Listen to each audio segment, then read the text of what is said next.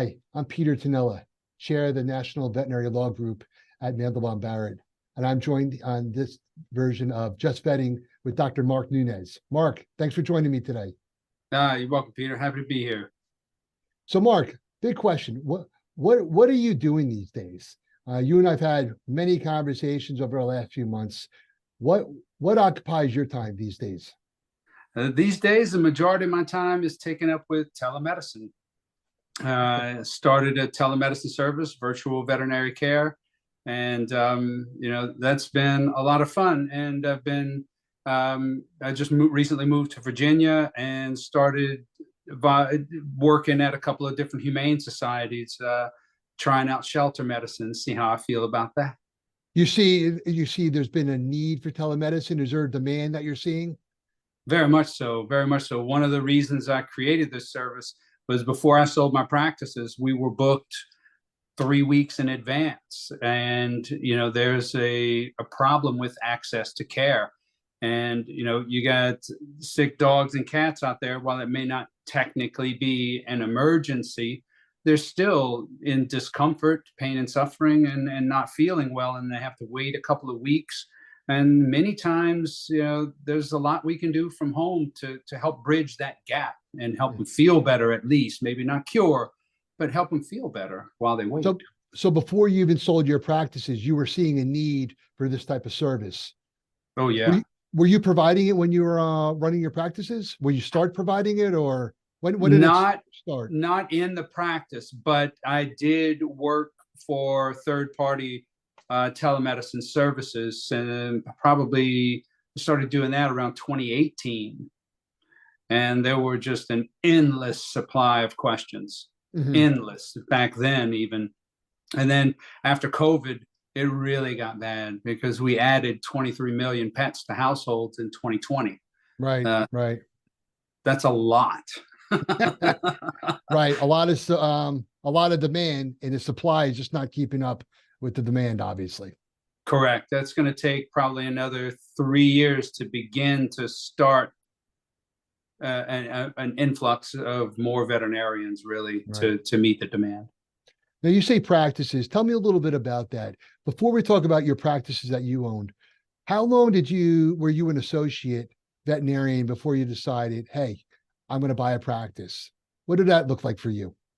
So I was an associate for about 10 years, but I really started looking at about the 7 or 8 year mark. Okay. Trying to either buy into a practice, become a partner, or purchase an existing practice. And it's not as easy as you think to get banks to loan you money. If you want to do a startup, from start with nothing and make a new hospital, they will loan you money, or at least back then that's how it was. But if you wanted to buy into an existing practice, they weren't very keen on that, or even purchase an existing practice 100% on your own. They weren't big fans of loaning money for that for some reason. And then how long did you own? Let me just back up a second. So it's interesting. You said, you're an associate for that period of time, but you knew that you wanted to own a practice. So many of the young veterinarians I talk with today, especially the ones that are at veterinary school, they don't even want to own a practice. It's just they're afraid, or just not something that they want to do. It's almost like there's a shift in the desire, the mentality of practice ownership. I don't know if you speak to some of your colleagues who are still running practices, own practices, looking for associates like yourself to buy in. What you have any experience or any thoughts on that? Oh, that's a definite trend. Fewer and fewer, it seems, want to be business owners. 20, 30 years ago, I feel like you had a lot more people who wanted to take that route. It's a lot of work. It's not easy to own a practice and lead people and still have time to practice medicine and still have a personal life. I think the concept of work-life balance is in the forefront of most people's minds these days, and it can be hard to find that balance when you own the ship. It's where if you're an associate veterinarian, you go, you do your thing. When you leave That's it. You don't have any of the other stuff to worry about. And yeah, I have certainly found it's kind of like surgery. It's like so many veterinarians these days don't want to do surgery. And, that would have been absolutely unheard of 20 years ago. So based upon what you're saying here, what would you say to a young veterinarian, in terms of, they're in school or maybe they're associating somewhere? What would you say to somebody you're speaking with about ownership and, the pros and cons? And especially, I know work-life balance, that is threaded in every conversation that you're having, not only in vet med, I think in just in life in general with people. People have changed in their attitude towards work, which is some of the reasons why we have a shortage of people in the workforce. Yeah, in general, absolutely. Well, I guess you have to weigh how much creative control you want and how lucrative you want your career to be against other things that are important to you. For me, one of the things I loved about owning was that I had the control to create whatever I wanted to create. So I created a work-life balance for my team. I introduced the 4-day work week 10 years ago, and I worked 32 hours a week on the floor. Obviously, as an owner, there were some other responsibilities, but I mean, yeah, more than 40 hours, I would say no, I didn't. Even as an owner, but I also surrounded myself with good team members and delegated some of that workload, and I think it was a good situation. I created a good situation. I think when many people think about ownership and view ownership, they view that 80-hour work week and the veterinarian that works until they're 80 and dies in the hospital type of thing. But that's something I never wanted. So, with ownership comes more responsibility and whatnot, but there's a lot of perks to that too, as far as the creative side of things. And I know like early retirement is a thing these days where people are striving to sort of get out at 40 or 50. You're not going to do that in veterinary medicine working for someone else, but at the same time, you won't have all the headaches and responsibilities. And, not everyone enjoys leadership. And not everyone is good at it. Just because you're the doctor doesn't mean you're a good leader. Right.